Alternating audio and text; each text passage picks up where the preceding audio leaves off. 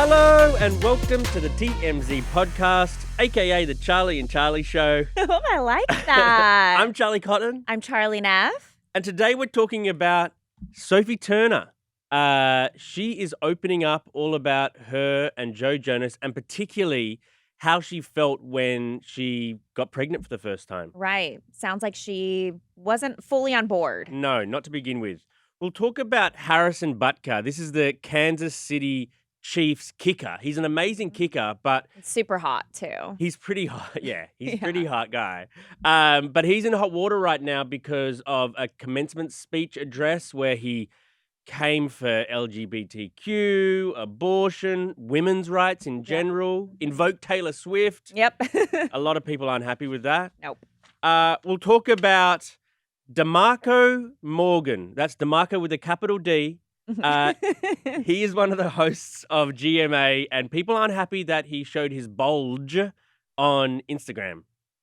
I don't know if I would say on accident or on purpose. It was in bike shorts, and He was in a biker outfit, so it wasn't like he was trying to do an OnlyFans promotion. but now people are talking about the bulge a lot. Yep. Yeah. And we'll finish by talking about a couple different woke stories. A Simpsons character is kind of being a bit cancelled for He's been replaced. but also a famous Disney character may not be replaced. People think Right.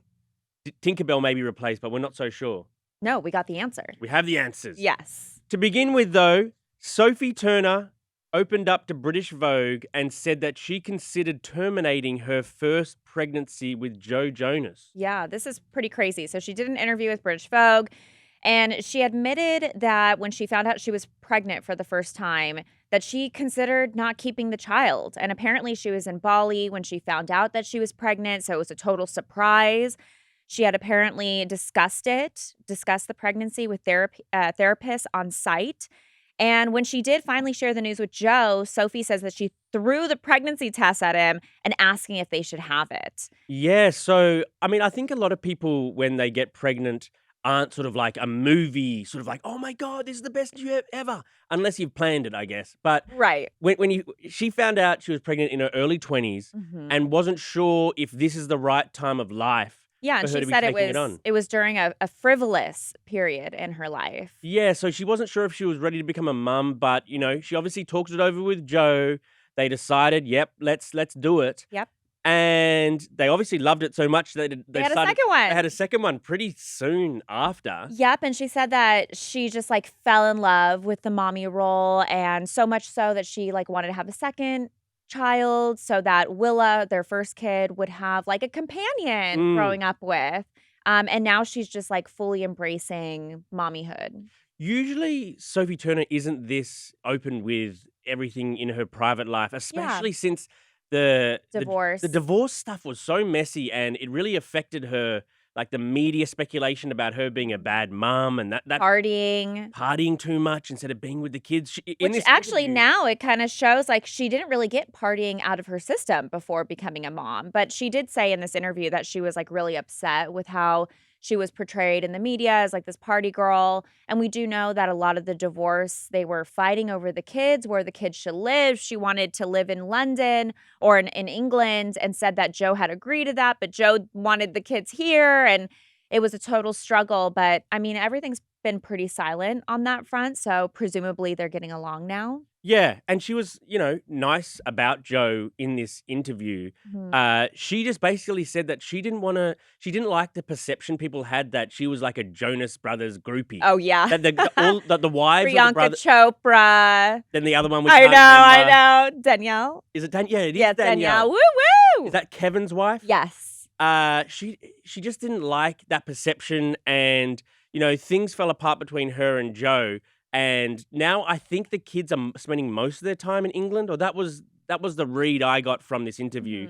But she just hated feeling like the world thought she was a bad mother, partying and stuff. When this news broke, she said she was on the set of Joan, like a movie or TV show she was filming, and that she had 2 weeks left on her contract, 2 weeks left to film, that she couldn't just up and leave because this news had broken. But then there was the extra paparazzi sort of on her because the news broken. Right. And so they were like, why aren't you spending time with your kids? Or why are you going to those? It was like a sort of goodbye drinks, like, after they'd finished rap shooting. And she was just like, it was the worst few days of my life, she said. But I mean, she was seen with Taylor Swift out in New York Yes. during that time. So it wasn't like it was only like True. work-related stuff, which people were like, oh, she's with the kids on this day, but then in the night she's out with Taylor Swift, like at a restaurant and then hitting a bar or whatever. But I mean, like, you can still go out as a parent. Yes. But I mean, like, if you have the custody of the kids on that night, personally, I would stay home and even the kids are sleeping. Yeah. Be in the same. That's what, like, I guess parents who aren't famous often do. Right. Rather than go out with Taylor Swift and leave the nanny at home. But each to their own. It doesn't make her a bad mother. It just is different preferences. I just don't know how people have the energy. Like, I don't even have kids. I come home and I'm like in a coma, just on the couch with my eyes open, staring at the ceiling, can't move. Right. So I don't know how people do it. She called Taylor Swift her hero. Yes. During that time. The worst of few days, and then Taylor Swift swooped in and saved the day. Okay, on to our next story. The kicker for the Kansas City Chiefs, who is an amazing kicker, he's a great player. He is being roasted by many people for this commencement speech he gave to a Catholic university. So he's being roasted by the Kansas City official Twitter, yes, saying he doesn't live actually in Kansas City. He lives 20 minutes, over there. Yeah. Because he had some very controversial takes. Let's listen to some of his speech now. I think it is you, the women, who have had the most diabolical lies told to you. How many of you are sitting here now, about to cross this stage, and are thinking about all the promotions and titles you are going to get in your career? Some of you may go on to lead successful careers in the world, but I would venture to guess that the majority of you are most excited about your marriage and the children you will bring into this world. So that was obviously, not very sort of female empowerment. Yeah, it didn't really sit well with people because ultimately he kind of goes on to say, like, women are happiest at home raising children and not really working. Right. And here he's talking to a bunch of college students where women are looking to get a job. They're looking to get out of that position. However, I do want to say, I don't think we should. It's the way he said it, it was very strange. But for this particular topic, I don't think we should necessarily villainize saying that women do like to raise their children and do like to be home. I personally know a lot of women where, we all work together and now they're moms and their whole purpose has changed. Right. And I think that is okay. I think that coming from him might not be like the best person to say that if it was, and he's like saying like, my wife says her greatest role in life is being a mom. If she was the one saying it, I think it would be different. Like the messenger in this is important, but I also kind of see what he's saying, but it is strange, like telling a bunch of like about to be college grads, like, you don't really want to work. Your role is best at home. And let a woman say that. He said to the guys that, you should be unapologetic in your masculinity. Yeah. He talked about the tyranny of diversity, equity, and inclusion. He talked about how LGBTQ plus Pride Month is the deadly sins sort of pride that has an entire month dedicated to it. He prefers God-centered pride. Basically, he's got his own opinion. He's not liberal, He's right? not liberal, right? He's speaking to a Catholic college. Right. So, yeah, I mean, the message makes sense. Do we like the message? Probably not. And especially since he looped in Taylor Swift, he had quoted her. She is very pro LGBTQ community. She's done music videos trying to raise awareness and, trying to support the LGBTQ community. And here she's being lumped in a speech where he's like basically saying it's like the worst sin you could possibly make. He invoked her. Well, actually, he didn't mention her name. He said one of my teammates' girlfriends said that the quote was familiarity breeds contempt, which I don't think is Taylor Swift made it up, but it's in one of her songs anyway. He said that about how priests shouldn't be like friends with their parishioners. Like how priests should be like, about their job and with God, but not sort of like, all hanging out and drawing a sense of pride from how they're received by their parishioners. But anyway, Taylor Swift fans are now saying, no, don't use our God. Yep. Our God, yeah. I know. Yeah. Yeah, I mean, everyone's kind of trying to put a stick in between him, right? Like you mentioned, the Kansas City Twitter page posted like, hey, reminder, he does not live here. He lives in Lee's Summit. And then even the NFL, the chief diversity officer, Jonathan Bean, addressed the matter saying Harrison Butker gave a speech in his personal capacity. Yeah. So they're even trying to distance themselves from him. We haven't heard from Taylor. I'm curious what she thinks. This Harrison guy, he's actually spoken about Travis and Taylor in the past saying like, oh, they would make great parents. They should have children, which kind of like She'd be makes a working sense mom, for him though. to say. Taylor would be a working mom.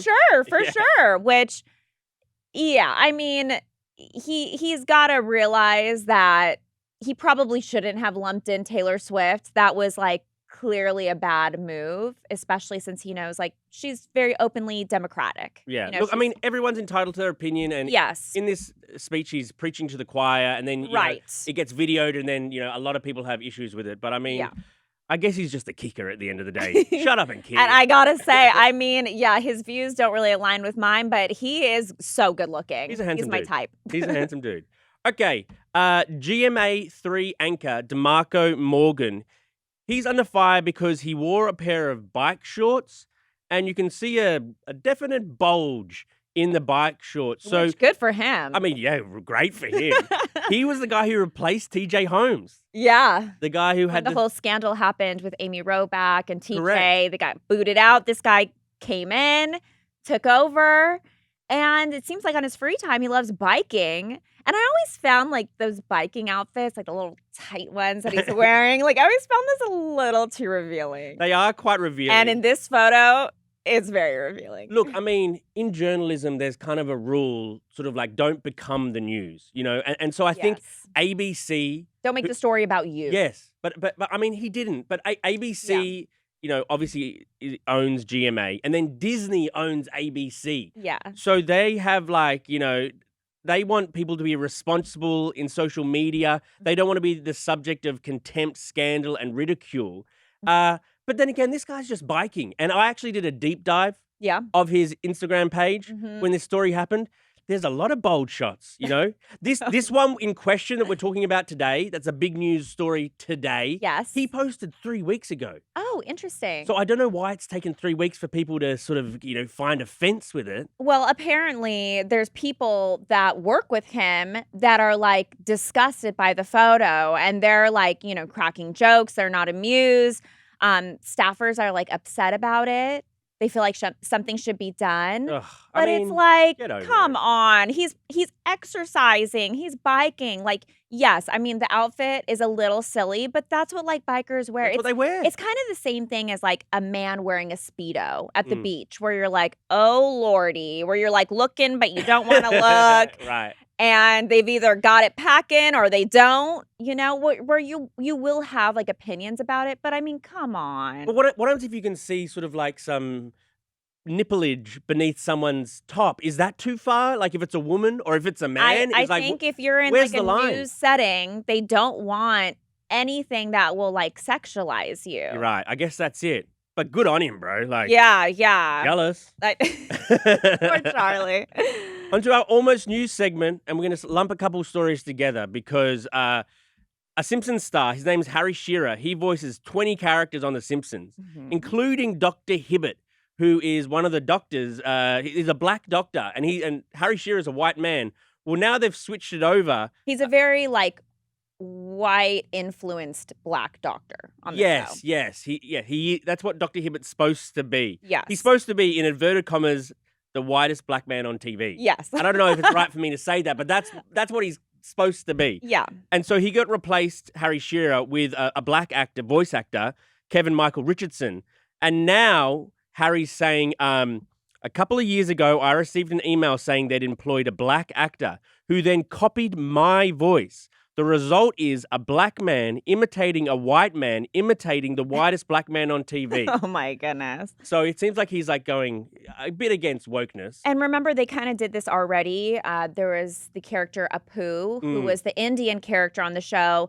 And that was taken away by Hank Azaria. And he was actually like supportive of that. He's like, great, this should go to somebody that is actual Indian descent. It was very stereotypical, that Quickie Mart sort of like, welcome. It was. And I mean, you couldn't really do that voice as a white person, like among your friends. Like it seems like, you know, you shouldn't do it. Right. Things have changed.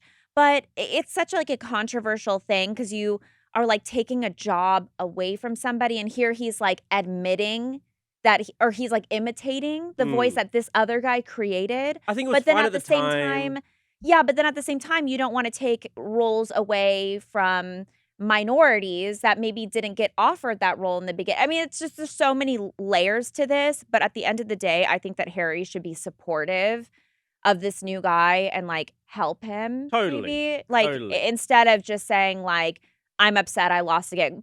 Bro, you voiced so many other characters. You will survive. He'll be fine. This one. Another story of the similar vein is it's been going crazy on social media and everywhere that Tinkerbell has been cancelled. Right. That Tinkerbell is... There's a big report that they were actually going to be phasing out Tinkerbell from Disneyland. Yes. Because she's like sexy and she's body conscious and she's jealous of Peter Pan's attention. Yeah, she's always like dying to get like a man's attention, like, or I guess he was a boy, but like dying to get like the attention of a male. But we can say now that those stories are false. That these sort of like rallying against wokeness stories, sometimes they're just fake stories that. Yeah. And in this case, it was because a rep for Disney told us that Tinkerbell is a beloved character and she continues to appear in all of our parks around the world. Oh, thank God. So Tinkerbell not canceled. Oh, thank God. That is like the best Halloween costume. Oh, you'd love that. You would love that. I could see. Yes. Okay, hit us with your Today in History segment. Ooh, a lot going on today. So it is May 16th.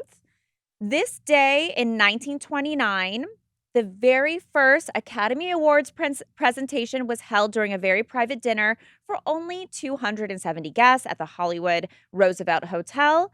And unlike the Oscars that we have today, only 15 statues were awarded in about 15 minutes. It was very close, very quick. I wish they could go back. I know. Now it's like 4 hours. Yeah. And believe it or not, the media was actually given a list of the winners 3 months before. So the Oscars is nearly 100 years old.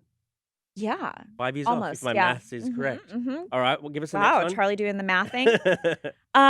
So in 1986, Top Gun was released in American theaters. Obviously, Tom Cruise was like catapulted into like ultimate stardom with the role.